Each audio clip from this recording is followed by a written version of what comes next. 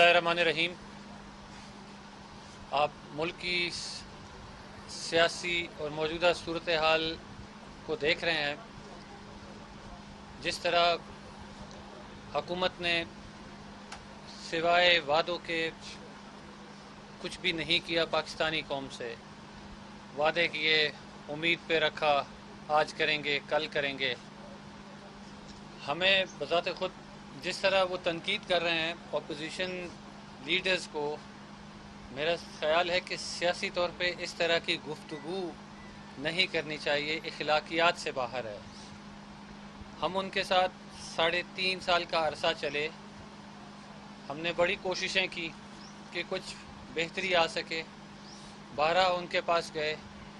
हमें जो मैंडेट दिया गया था कि बलूचिस्तान में सूरत हाल को बेहतर कीजिए, बलूचिस्तान में अमन को बहाल कीजिए।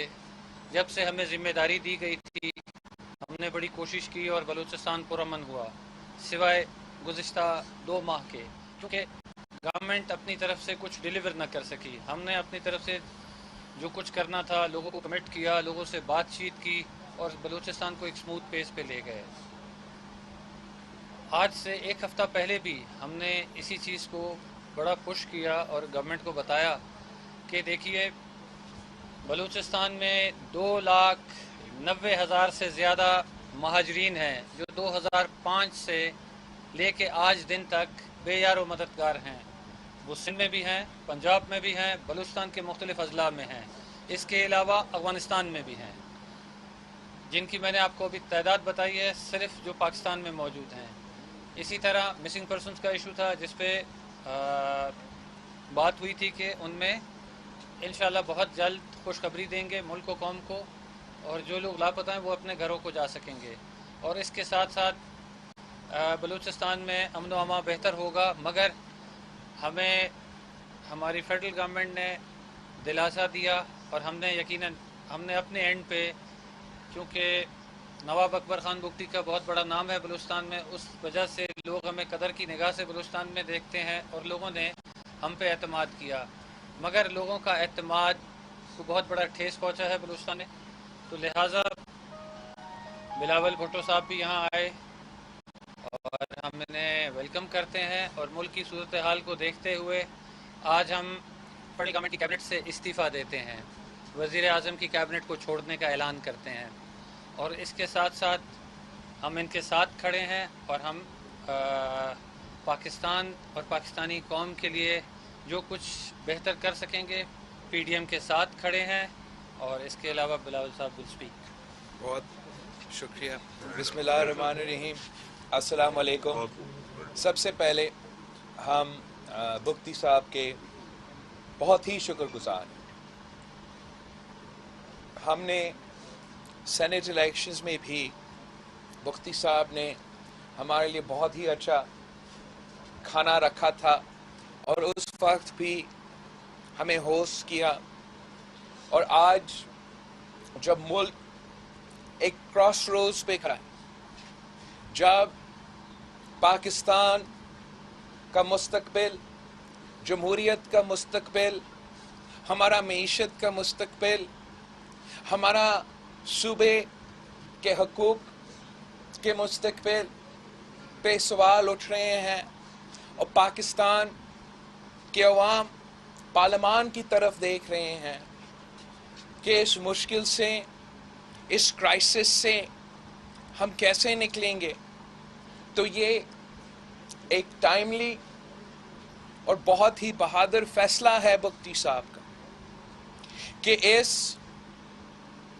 पिछले 3 साल में जो किरदार बुगटी साहब ने और बुगटी साहब जैसे बहुत से इज़्ज़तदार सियासतदान ने, अपने इलाके के नुमाइंदों ने कोशिश की कि मौजूदा निज़ाम में से अपने अवाम के लिए अपने रिलीफ पहुंचाएं, मसाइल का हल निकालें, उनका नुमाइंदा बनते हुए यहाँ वफाक में उनके लिए आवाज़ उठाएं।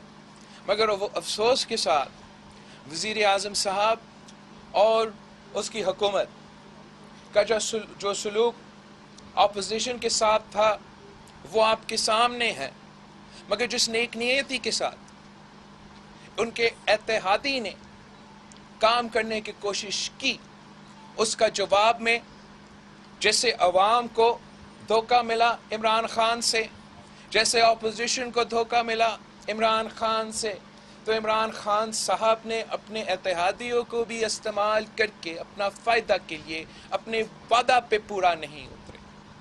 اور جب تک بلوچستان کے اصل نمائندے سامنے نہیں آئیں گے، جب تک ملک بھر کے ہر علاقے کے اصل نمائندے سامنے نہیں آئیں گے، میل کے کنسنسس بنا کے مسائل کا مقابلے کی کرنے کی کوشش نہیں کریں گے، تب تک ہم ان مسائل سے نہیں نکل سکتے ہیں. ہم جمہوری وطن پارٹی کا اور بگٹی صاحب کا بہت ہی شکر گزار ہیں کہ یہ بہادر فیصلہ لے کے آپ نے پوری دنیا کو ایک پیغام بھیجا ہے، پورے پاکستان کو ایک پیغام بھیجا ہے. پاکستان کے عوام ہم سب کی طرف دیکھ رہے ہیں کہ ہم مل کے اس مشکل سے ان کو نکال سکیں. جو بلوچستان کے ایشوز ہیں وہ بہت ہی کمپلیکیٹڈ بھی ہیں، اور ہمارا تاریخ میں بلوچستان کے عوام کے ساتھ انصاف نہیں کیا گیا ہے. ہمیں اگر اس وفاق کو بچانا ہے، اگر ہم نے پاکستان کو بچانا ہے، تو ہم نے اپنے ہی عوام کے ساتھ انصاف کرنا پڑے گا. اور میں سمجھتا ہوں کہ جو خطرات ہے پاکستان کو، جو پاکستان کے مخالف پاکستان کے خلاف سازش کر رہے ہیں، ان کا یہ غلط فہمی ہے کہ وہ بلوچستان کی سچویشن کو ایکسپلائٹ کر سکیں گے. جب تک محب وطن، وفادار، بہادر بلوچستان کے قیادت جیسے بگٹی صاحب موجود ہے، تو کوئی پاکستان کا دشمن بلوچستان یا پاکستان کی طرف ایک مالی آنکھ سے نہیں دیکھ سکتے ہیں. اور انشاءاللہ تعالی جب ہم آگے جا کے مل کے الیکٹورل ریفارمز کروائیں گے، اور الیکٹورل ریفارمز کے بعد صاف و شفاف الیکشنز کروا کے پاکستان کے اصل نمائندے، عوام کے اصل نمائندے بلوچستان، سندھ، جنوبی پنجاب پختونخوا اور اس ملک کے ہر علاقے سے منتخب ہوں گے، تو جو پھر ہم مل کے فیصلے لیں گے وہ عوام کے مفاد کے فیصلے ہوں گے. وہ جو ہم مل کے فیصلے لیں گے وہ عوام کے مطالبات کے مطابق ہوں گے. اور یہی واحد طریقہ ہے کہ ہم اس ملک کو اور قوم کو ان مسائل سے نکال سکتے ہیں. تو میں ایک بار پھر جمہوری وطن پارٹی کا اور بگٹی صاحب کا شکر گزار ہوں، اور آپ سب کا بھی. اجازت سے لے لیں ایک سیکنڈ. پہلا اتحادی آج باضابطہ طور پر اپوزیشن کے ساتھ آ گیا. پرسوں آپ کی باپ سے بھی ملاقات کی، کیا رکاوٹ ہے دیگر اتحادیوں میں؟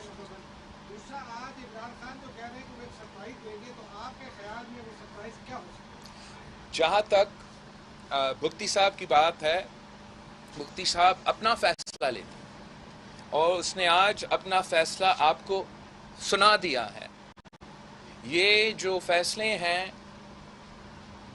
یہ ایک ایکسپیرینس کے نتیجے میں اور 3 سال میں ان لوگوں کے ساتھ کام کرنے کے بعد اس فیصلے پہ اور اس نتیجے پہ لوگ پہنچے ہیں.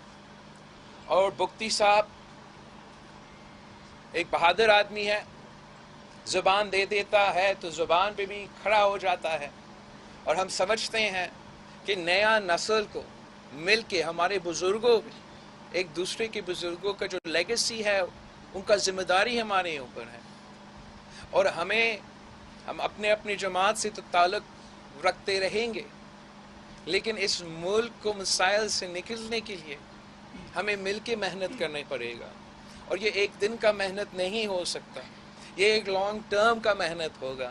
جہاں تک دوسرا اتحادیوں ہیں ان سے ہمارا اور دوسری جماعتوں کی بات چیت ہو رہا ہے، ان کا اپنا میرا خیال میں ان سب نے اپنے فیصلے تو کر چکے ہیں. اب ان کے اوپر ہے اور ان کی مرضی ہے کہ وہ کب اور کیسے اپنا فیصلہ کو ملک کو قوم کو عوام کے سامنے. یاسر آپ کر لیں. یاسر آپ چیئرمین صاحب یہ بتائیے گا کہ سرپرائز تو پرائم منسٹر نے دینا تھا, سرپرائز سے پہلے سرپرائز آپ دے رہے ہوں گے. دوسرا یہ بتائیں کہ مختصر کر لیں یاسر. اتحادی دیگر جماعتیں کب سرپرائز دیں گے؟ جہاں تک سرپرائز کی بات ہے, میں سمجھتا ہوں کہ اب وزیر اعظم کا وقت ختم ہو چکا ہے. جب اپنا اکثریت کھو بیٹھا ہے, حکومت ختم ہو چکا ہے, اب سرپرائز کا جو اعلانات ہیں وہ بہت دیر ہو چکا ہے. آپ نے جو کرنا تھا وہ پہلے 3 سال میں کر لیتا. اب یہ سارے شوشے, یہ سارا پروپیگنڈا, یہ سارا دباؤ دگاڑنے کی کوشش, اب یہ نہیں چلے گا. اب پاکستان کے عوام اس کی اصلیت پہچان چکے ہیں. پاکستان کے عوام جانتے ہیں کہ نیا پاکستان کا مطلب ہے مہنگائی, بے روزگاری اور غربت. تبدیلی کا اصل چہرہ تباہی ہے. اور اب وہ جتنا بھی جاتے ہوئے شور مچاتے ہیں, پاکستان کے عوام اس قسم کا پروپیگنڈا کا شکار نہیں ہوں گے. علمدار آپ کر لیں. شاہزاد بھٹو صاحب, آپ سے میرا سوال ہے کہ آج آپ نے فیصلہ کیا کہ حکومت سے علیحدہ ہو کے نام علمدار بلوچ ہیں. یہ مسائل آج کے تو نہیں ہیں, یہ کافی عرصے سے چل رہے ہیں, اور پہلے پیپلز پارٹی کی حکومت بھی رہی ہے, وہاں پر وفاق میں بھی یہ رہے ہیں بلوچستان میں. تو اب آپ کو کیا امید ہے کہ اپوزیشن اگر یہ حکومت چاہتی ہے, آپ اپوزیشن کے ساتھ آئے اور نئی حکومت آتی ہے, تو پھر آپ کو امید ہے کہ آپ کے مسائل حل ہوں گے؟ جہاں تک بلوچستان کے مسائل ہیں وہ کسی سے ڈھکے چھپے نہیں ہیں. بلوچستان میں ایک آپریشن کنڈکٹ ہوا, نواب اکبر خان بگٹی شہید ہوئے, اس کے بعد لاکھوں لوگوں نے اپنے علاقوں سے ہجرت کی. ہم نے, اس گورنمنٹ نے جو نعرہ لگایا تھا ہم تبدیلی لائیں گے, ہم بہتری کریں گے, اور آپ کو یاد ہوگا وزیر اعظم وقت موجودہ جو ہیں انہوں نے کہا تھا میرا فوکس ہوگا انڈر ڈیولپڈ ایریاز پہ, بالخصوص جنوبی پنجاب, سندھ کے کچھ اضلاع اور بلوچستان کو. نہ وہ جنوبی پنجاب پہنچے, نہ وہ سندھ پہنچے, نہ بلوچستان پہنچے. تو اب وزیر اعظم صاحب بہتر بتا سکیں گے کہ انہوں نے کس علاقے کو فوکس کیا. انڈر ڈیولپڈ ایریاز آپ کے سامنے ہیں. جہاں تک جو ذمہ داری مجھے دی گئی تھی ہم نے باقاعدگی سے, ذمہ داری سے نبھا بھی کیا, پورا بھی کیا. میں نہیں کہہ رہا, پورے بلوچستان, آپ میڈیا نے, پوری قوم نے دیکھا کہ وہاں انسرجنسی میں ٹھہراؤ آیا, وہاں امن بحال ہوا, اور گورنمنٹ کی نیگلیجنس کی وجہ سے وہاں انسرجنسی دوبارہ پیک پہ آئی. اس میں میری غلطی نہیں ہے, نہ میں وزیر اعظم وقت ہوں کہ میں اسی ٹائم فنڈز ڈیلیور کر دیتا, لوگوں کو آباد کرتا. میرا جو ٹاسک تھا, میرا جو کام تھا, میں نے ایمانداری سے نبھایا. دیکھیے, اب میں نے اپنا سر دیوار میں مارنے کے علاوہ باقی ہر چیز آزما لی, اور میں کوئی غلط الفاظ استعمال نہیں کروں گا, کیونکہ یہ ہمیں گھر پہ اپنے بزرگوں نے نہیں سکھایا. جو ہمارے دوست سیاست میں آپ تنقید کرنا چاہتے ہیں, آپ دلیل دیجئے, تنقید کیجئے. اگر آپ کو پیپلز پارٹی پہ اعتراض ہے, ہماری جماعت پہ ہے, مولانا فضل الرحمان صاحب پہ ہے, آپ کو نواز شریف صاحب پہ ہے, آپ دلائل دیجئے. آپ کے پاس ثبوت ہیں. آپ کہتے ہیں تمام کرپٹ ہیں, آپ ثبوت رکھیے, پاکستانی قوم دیکھ لے گا. آپ صرف غلط الفاظ کا چناؤ کرتے ہیں, غلط چیزیں کرتے ہیں, اس سے کوئی چیز ثابت نہیں ہوتی. عدالت بھی ثبوت مانگتی ہے, لوگ بھی ثبوت مانگتے ہیں. کچھ لوگ خوش ہوتے ہیں, تالی بجانے والے بہت ہوتے ہیں, ساتھ کھڑے ہونے والے مختلف لوگ ہوتے ہیں. تو میری گزارش ہے, ہم نے بڑی کوشش کی. اب ہم چاہتے ہیں کہ پی ڈی ایم میں ظاہر حقیقی جماعتیں ہیں, پرانی جماعتیں ہیں, اور ظاہر ہے ہر کوئی اپنے علاقوں کو اور پاکستان کی بہتری کے لیے ساتھ مل کے فیصلہ کریں گے, جس میں پورے پاکستان کا مستقبل کو سنوار سکیں. آپ سے ایک سوال ہے کہ ایک تو ایک ہجانی کیفیت پیدا ہوئی ہے, ایک طرف عمران خان صاحب کا جلسہ ہے, دوسری طرف پی ڈی ایم کا جلسہ ہے. آپ کی پارٹی کمیٹیڈ ہے کہ ہم اس طرح کا اسٹیٹ پاور شو نہیں کریں گے کہ آمنے سامنے یا دھرنے کی کیفیت میں. تو آپ کی ایڈوائز کیا ہوگی پی ڈی ایم کو؟ ایک تو, اور جب بلوچستان کا معاملہ آیا تھا تو پریزیڈنٹ زرداری صاحب نے بلوچستان سے معافی مانگی اور بلوچستان کو پیکیج دیا تھا. آج آپ کیا کمٹمنٹ کر رہے ہیں؟ جہاں تک صدر زرداری کا دور کی بات ہے, ہمارا پورا کوشش یہ تھا کہ پورا پاکستان میں جو بھی ہمارا فالٹ لائنز ہے, جو بھی مختلف عامروں کی طور میں نقصان پہنچا گیا ہے, جو بھی پاکستان کے عوام کے ہر کونے سے جو بھی شکایتیں ہیں ان شکایتیں کو ہم نے ایڈریس کرنا، اور ہم نے سارے اپوزیشن کے ساتھ مل کے اور حکومت کے اتحادیوں کے ساتھ مل کے کنسنسس کے ساتھ سارے کام پہ عمل کیا. اگر ہم 18ویں ترمیم لے کر آئیں تو اپنے لیے تو نہیں لے کر آئیں. صدر زرداری ملک کی تاریخ کا سب سے طاقتور سویلین صدر تھا، اور 18ویں ترمیم کر کے اپنے سارے اختیارات پارلیمان کو یا نیشنل پارلیمان کو یا صوبائی پارلیمان کو ٹرانسفر کیے گئے. جو سارے صوبے تھے ان کے اپنے وسائل کا مالکی وہ صوبے کے حوالے کر دیے گئے ہیں. اگر ہم نے NFC ایوارڈ دیا تو اپنے لیے نہیں کیا.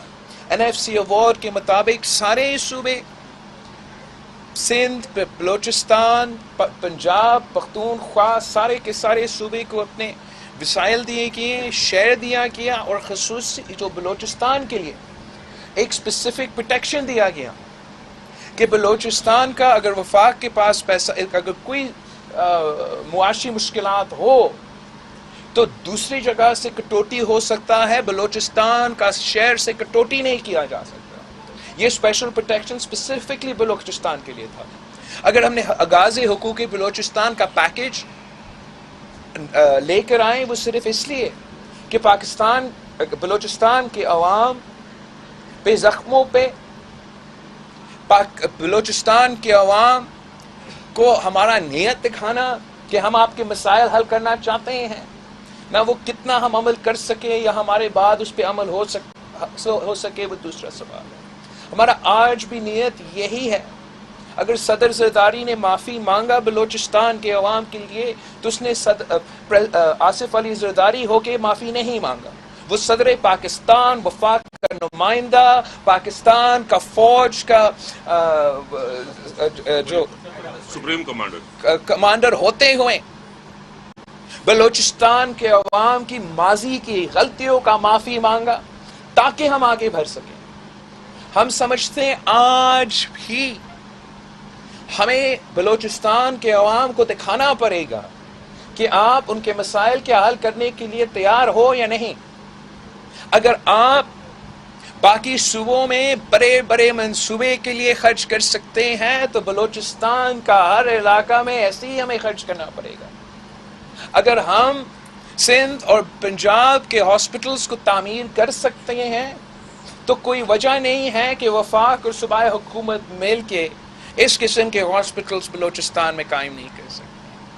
اگر بلوچستان کے عوام کا معاشی حالات نہیں دیکھا جائے گا، ان کے اپنے حق نہیں دیا جائیں گے تو پاکستان کو نقصان ہوگا. اور ہمارا یہ کوشش ہوگا کہ ہمیشہ کہ ہم بگٹی صاحب کے ساتھ مل کے جو ایشوز ہیں، جو جینیوئن ایشوز ہیں، اس پہ ہی ہم نہ صرف آواز اٹھائیں مگر اس کے جو وہ حل بھی ہم ساتھ مل کے نکالیں. میں آپ سے جاننا چاہوں گا کہ آپ 3.5 سال کیبنٹ میں رہے ہیں، آپ کیا سمجھتے ہیں کہ ہمارے وزیر اعظم بلوچستان کے مسائل جن کا ذکر بلاول صاحب نے کیا کتنا سنجیدہ ہے؟ کوئی ایک مسئلہ، کوئی ایک ایشو ایسا ہو جو ٹیک اپ ہو، اس کو حل ہوا ہو؟ دیکھیے، آپ بلوچستان کو چھوڑ دیں، پرائم منسٹر کا واضح اعلان تھا کہ جتنے انڈر ڈیولپڈ ایریاز پاکستان میں ہوں گے میری ترجیحات ہیں میں ان کو ڈیولپ کروں. جنوبی پنجاب، سندھ کے کچھ اضلاع اور بلوچستان کوئی بھی ڈیولپمنٹ نہیں ہوئی. دیکھیے، ہم نے آپ کے سامنے ہے ڈیولپمنٹ اپنی جگہ پہ. بلوچستان میں انسرجنسی بہت بڑا مسئلہ ہے. اس چیز کو حل کرنے کے لیے مکمل کوششیں کی گئیں اور چیزوں کو سمیٹ لیا گیا. صرف فنڈز دینے تھے جس میں ڈیولپمنٹ کے لیے 17 ارب روپے مانگے تھے. اب میں بتا دیتا ہوں ہم نے ڈیولپمنٹ کے لیے کیا مانگا تھا. 100 اسکالرشپ بچے، 100 بچیوں کے لیے، جس میں سے آدھا جاتا جن کے پیرنٹس افورڈ نہیں کر سکتے ہیں پاکستان کی بڑی یونیورسٹیز میں پڑھانے کے لیے، اور ہاف جاتا جو ٹاپرز تھے بچے. اس کے ساتھ ساتھ 5-5 کروڑ روپے مانگے گئے تھے ہوم سولرز کے لیے. ٹرانسمیشن لائن کی کاسٹ زیادہ بڑھتی ہے اور ٹائم کنزیومنگ ہے. 5-5 کروڑ اس کے لیے. 5-5 کروڑ روپے فی ہسپتال کے لیے. بلڈ بینک بنایا جائے، CT اسکین مشین ہو، وہاں پہ لیب ٹیسٹنگ ہو.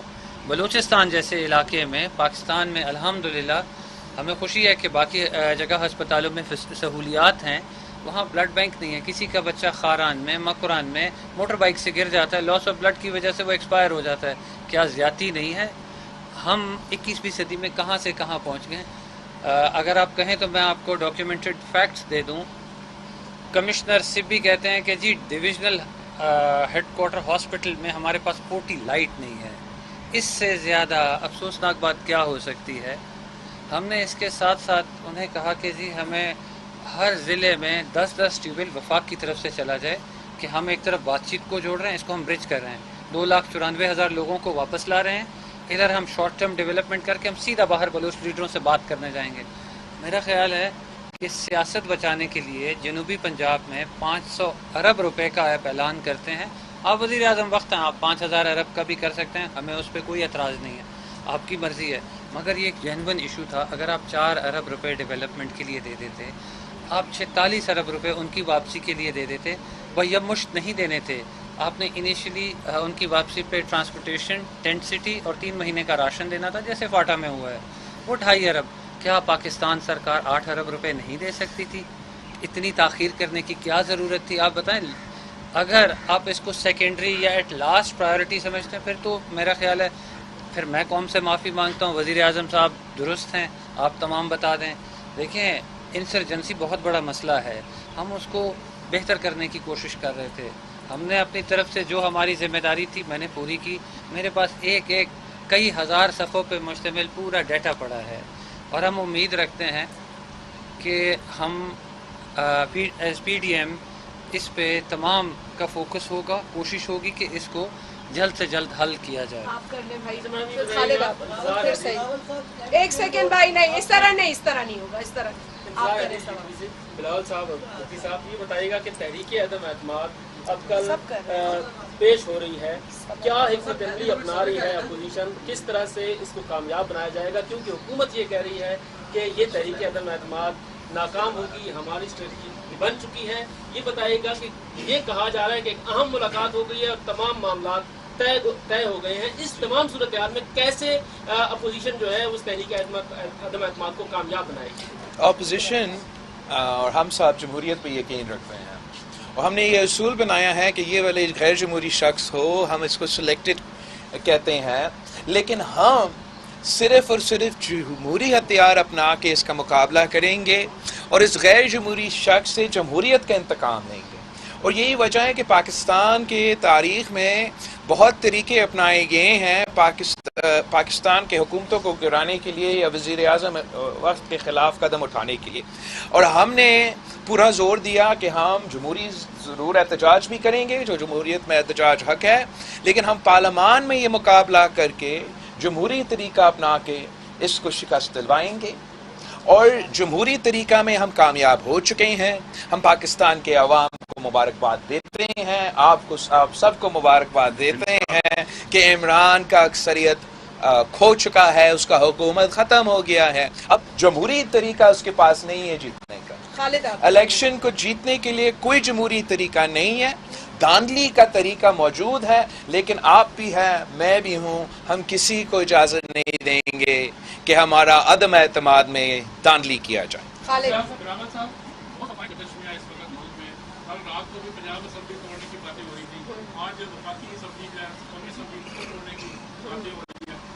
ایمرجنسی کے نفاذ کے بارے میں صدر سے کوئی گفتگو کی خبریں چل رہی ہیں, کیا اس بحران میں یہ سب کچھ قابل قبول ہوگا؟ ایک عمران خان اپنا شکست دیکھتے ہوئے میں یہ بار بار کہتا آ رہا ہوں کہ اس نے یہ فلسفی اپنایا ہے کہ اگر مجھے نہیں کھیلنے دیں گے میں کسی کو نہیں کھیلنے دوں گا. مگر پاکستان کے سارے جو سٹیک ہولڈرز ہیں انشاءاللہ تعالی اس ہارا ہوا شخص کی سازش کو کامیاب نہیں ہونے دیں گے. ہم اب سب اس بات پہ متفق ہیں کہ عوام کو اپنا فیصلے کرنے دیں, پارلیمان کو اپنا فیصلہ کرنا دیں, اور ایک آزاد صورتحال میں اگر سیاست کیا جائے گا تو مسائل کا حل نکل سکتے ہیں.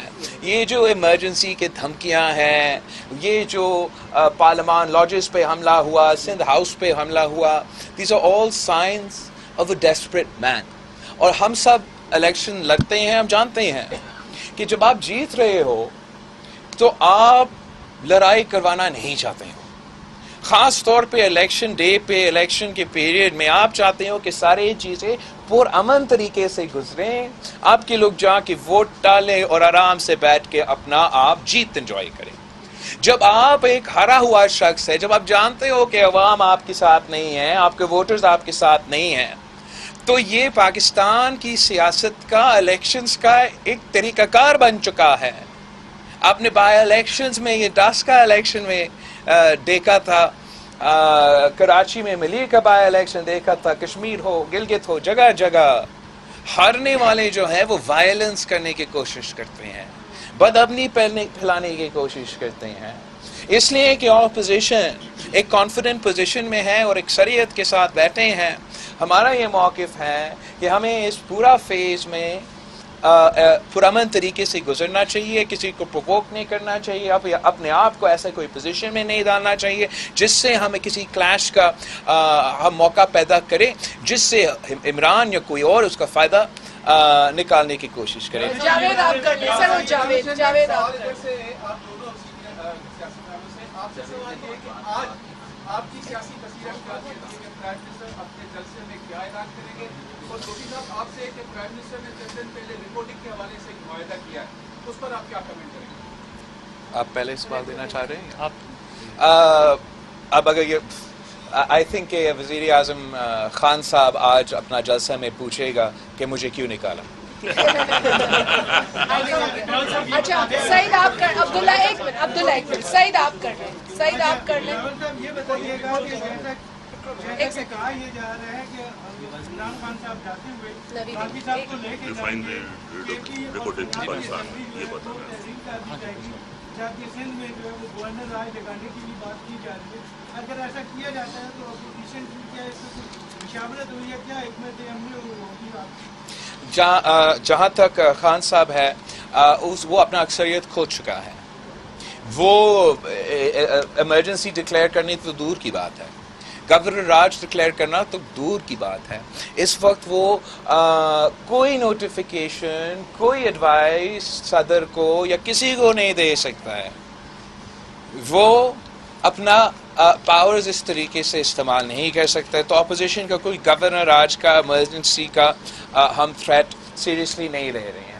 جہاں تک وزیر اعظم صاحب کا آج کا جلسہ ہے، یہ بھی اس کی کمزوری کا نشانی ہے کہ جو پارلیمان میں مقابلہ ہونا تھا، جو پارلیمان میں لڑائی لڑنا چاہیے تھا، اس لیے کہ وہاں اکثریت نہیں ہے، وہ باہر یہ امپریشن دینے کی کوشش کر رہے ہیں کہ اس کے ساتھ لوگ ہیں، مگر اگر لوگ واقعی ہی عمران خان صاحب کے ساتھ ہوتے تو وہ آپ سب کو پرائیویٹ میڈیا پہ یہ پابندی نہیں لگاتے کہ آپ اس کا جلسہ کور بھی نہیں کر سکتے ہیں، اور جو ان کا اپنا ایڈیٹڈ میڈیا ٹیم کا فوٹیج ہے اب وہی اجازت دیا جائے گا کہ آپ وہ دکھا سکتے ہیں۔ یہ تو پاکستان کی تاریخ میں اگر ہوا ہے، یہ نہیں، میرا علم میں نہیں ہے کہ اب جو انفارمیشن ہے کہ پختونخوا کا ہر ڈی سی کو، پنجاب کا ہر پٹواری کو، اے جے کے اور گلگت بلتستان میں سے ہر ایک بیوروکریٹ کو یہ ٹاسک دیا گیا ہے کہ اتنا ٹرانسپورٹ آپ نے فراہم کرنا ہے اور زبردستی اپنے علاقے کے لوگ اس ٹرانسپورٹ میں بھرا کے لے کر آنا ہے، اور پھر بھی وہ اتنا کانفیڈنٹ نہیں ہے، اور پھر بھی کہہ رہے ہیں کہ میڈیا والے کو اجازت نہیں ہوگا، ہم اپنے کیمرے سے جو تصویریں کھینچیں گے وہ ملک و قوم کے سامنے رکھیں گے۔ آپ کر لیں، آپ یہ کافی دیر سے فیمیل رپورٹر کے ابھی کر رہے اور جیسے آپ نے یہ آئینی راستہ اختیار کیا، خان صاحب نے کہا کہ ارکان پارلیمان بک گئے، انہوں نے اپنے زمینوں کے سودے کر دیے، کل میلسی میں کہا کہ الیکشن کمیشن بھی بکاؤ ہو گیا، اور اسی جلسے میں یہ بھی کہا کہ جج بھی بکاؤ ہو گئے، ججوں کو بھی خریدنے کی کوشش کی جا رہی ہے، نصاب لانے کی کوشش کی جا رہی ہے۔ یہ بات کہاں پہ جا کے رکے گی کہ آخری جملہ خان صاحب کا یہ ہوگا کہ فوج بھی بک گئی؟ خان صاحب تو جھوٹ کا عادی ہے، وہ جب سے وزیر اعظم بنا ہے، بلکہ اس سے پہلے اس کا جو سیاست ہے وہ ہمیشہ جھوٹ پہ مبنی رہا ہے، حکومت ہے تو حکومت بھی جھوٹ پہ کھڑا ہے، اور آگے بھی اس قسم جھوٹ کو بیچنے کے اس کا سازش تو ہوگا، لیکن مسئلہ یہ ہے کہ 3 سال سے اب پاکستان کے عوام اس کو پہچان چکے ہیں، اب وہ پاکستان کے عوام اس غلط فہمی میں نہیں ہے کہ عمران خان سچ بولتا ہے، وہ جب الیکشن کمیشن پہ تنقید کرتا ہے تو پورا ملک ہنستا ہے کہ یہی شخص جس کے لیے 2018 کا سلیکشن کروایا گیا وہ آج کسی پہ اعتراض کر سکتا ہے. اب الیکشن کمیشن کا سب سے مزہ کا بات یہ ہے کہ امیدوار ان کا، نمائندہ ان کا، پارلیمانی پروسیس سے اپروو ہوتے ہوئے الیکشن کمیشن بنتا. جب ان کا ٹائگر فورس بن کے کام نہیں کرتے تو ان کا اعتراض کہ بکے ہوئے. اب سپریم کورٹ اور پاکستان کی عدلیہ کی آزادی کا جد و جہد چل رہا ہے اور ایک کوشش ہے کہ ہم اس پوائنٹ پہ آ جائے کہ ہمارا آزاد عدلیہ کا مقام ایک انٹرنیشنل آزاد عدلیہ کا مقام ہو.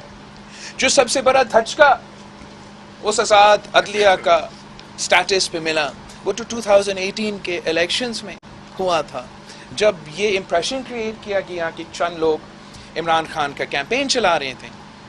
اب جب ہمارا عدلیہ میں اتنا کانفیڈنس ہے، خاص طور پہ ہمارا جو چیف جسٹس صاحب ہیں، اس سے پہلے کافی متنازع چیف جسٹسز رہے ہیں، مگر آپ نے دیکھا ہوگا کہ جو سپریم کورٹ بار ایسوسی ایشن کا پٹیشن جمع ہوا، جب چیف جسٹس نے یہ پٹیشن رکھا اور سارے پارٹیز کو نوٹس بھیجا، تو اگر پورا ملک کا قیادت، اپوزیشن بھی اور حکومت کے وزیر بھی اس کورٹ کے سامنے آئے اور بیٹھے، اس کا مطلب یہ تھا کہ ہم چیف جسٹس صاحب پہ بھروسہ کرتے ہیں. اور اس وقت جب پورا ملک پولرائزڈ ہے تو ہمارا چیف جسٹس صاحب کا کریڈیبلٹی یہ، ہمارا چیف جسٹس صاحب کا انٹیگریٹی یہ ہے کہ سارے کے سارے اپوزیشن جماعتیں کی قیادت اور وفاقی وزراء ان کے کورٹ میں ان کے سامنے کھڑے تھے. اور عمران خان اس قسم کا کنسپریسی کر کے کورٹ کو متنازع بنانا چاہ رہے ہیں. میں سمجھتا ہوں کہ جو بھی فیصلہ آنریبل سپریم کورٹ لے گا وہ ان کا اپنا انسٹیٹیوشن کا فائدہ میں، ہمارا ملک کا کانسٹیٹیوشن کا فائدہ میں اور پاکستان کے فائدہ میں ہوگا. ایک سجیسشن آیا ہے جوڈیشری کے تھرو ہی کہ وہ اپنا ایک فل بینچ قیام کیا جائے تاکہ یہ کیسز سنے جائیں.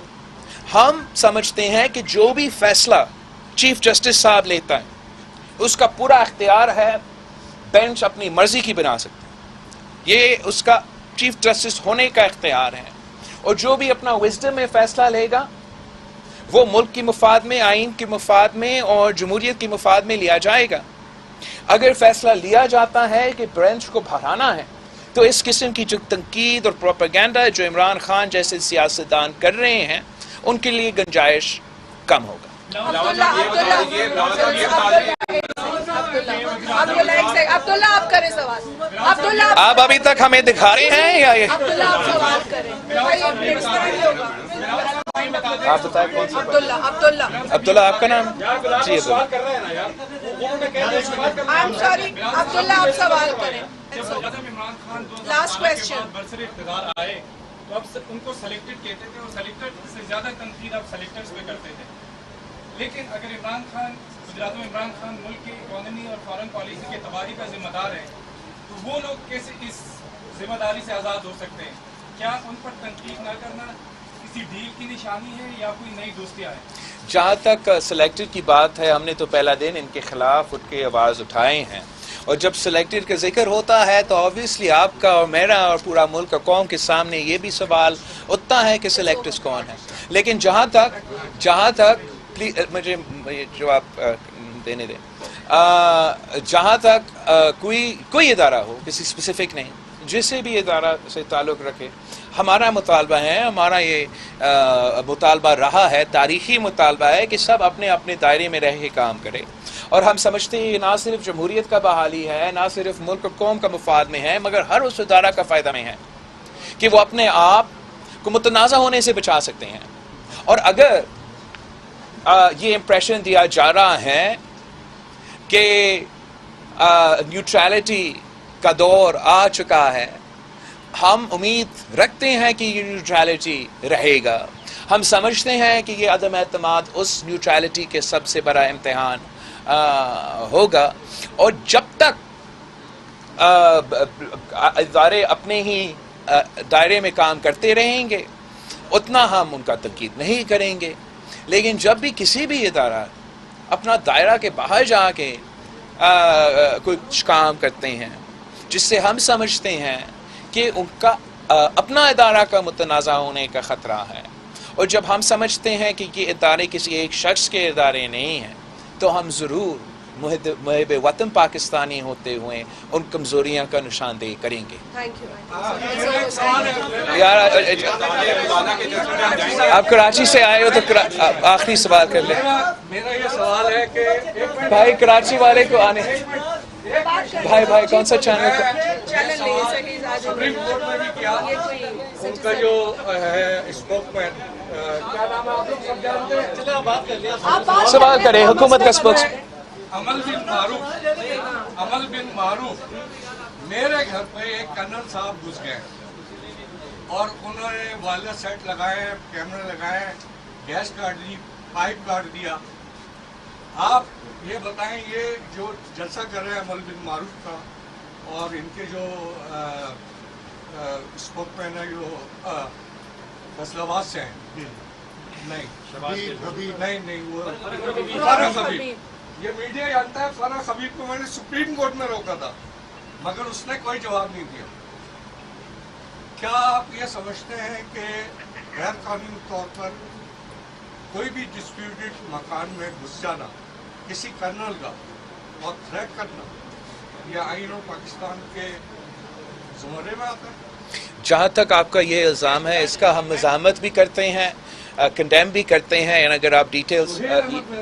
اگر آپ ڈیٹیلز ہمارے ساتھ شیئر کرتے ہیں، یہ واقعہ کراچی میں ہوا ہے تو پھر میں صوبائی حکومت کے ساتھ شیئر کر کے اس پہ ہم انویسٹیگیٹ بھی کر سکتے ہیں. جہاں تک آپ کا ان کا اسپوکس پرسن کا ذکر ہے، میں نہیں جانتا ہوں اس شخص کو، لیکن اس حکومت میں جتنے بھی اسپوکس پرسن ہیں وہ وزیر اعظم کی زبان بولتے ہیں، اور جب وزیر اعظم کی زبان پہ گالی ہوگا تو ان کے وزراء کی زبان پہ بھی گالی ہوگا. ہم یہ نہیں برداشت کرتے ہیں، اور ہم سمجھتے ہیں کہ جو طریقہ میڈیا کے ساتھ، آزاد میڈیا کے ساتھ اپنایا گیا ہے، انشاءاللہ تعالی اسی سلسلہ کے تھرو ہم اس کو ایڈریس کر سکتے ہیں.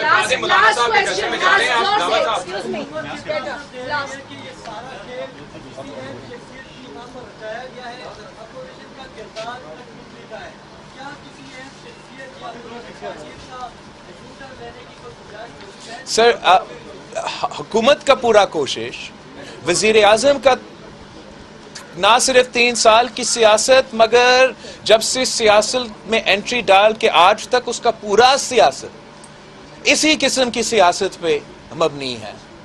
ہمارا سیاست ان چیزوں سے نہیں چلتے. اور میں آپ کے سامنے، آپ میرے وٹنسز ہو کہ 3 سال سے یہ کوئی ڈھکی چھپی بات نہیں، کوئی سازش نہیں، اپنا ہاتھ سے لکھا ہوا ایک لائے عمل تھا کہ ہم احتجاج کریں گے، سارے صوبے میں احتجاج کریں گے، اور جی ہاں لانگ مارچ بھی ہوگا، مگر اس سے ساتھ ساتھ عدم اعتماد ہونا چاہیے. پارلیمانی فرنٹ پہ ان پہ ہمیں حملہ کرنا چاہیے تاکہ دونوں طرف سے پریشر بڑھے، اور دونوں طرف سے جب پریشر بڑھتا ہے یہ غیر جمہوری شخص ہے، یہ نہیں برداشت کر سکے. اور انشاءاللہ تعالی ہم کسی ایک جس چیزیں کی طرف آپ نشانے کر رہے ہیں ہم اس کی طرف نہیں دیکھ رہے ہیں، اس چیزوں کی طرف نہیں دیکھ رہے ہیں.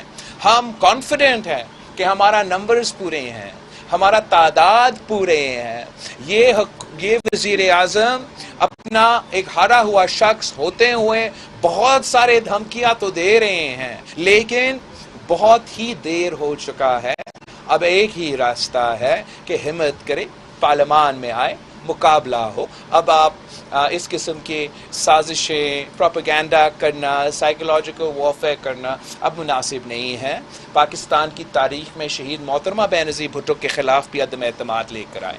اس وقت شہید محترمہ بینظیر بھٹو کے خلاف اپوزیشن آج مانتے ہیں، جو وہ عدم اعتماد لے کر آئے ہیں وہ بھی مانتے ہیں کہ وہ اکیلے نہیں تھے، ان کا ہر قسم کا ساتھ تھا، ہر قسم کا سپورٹ تھا.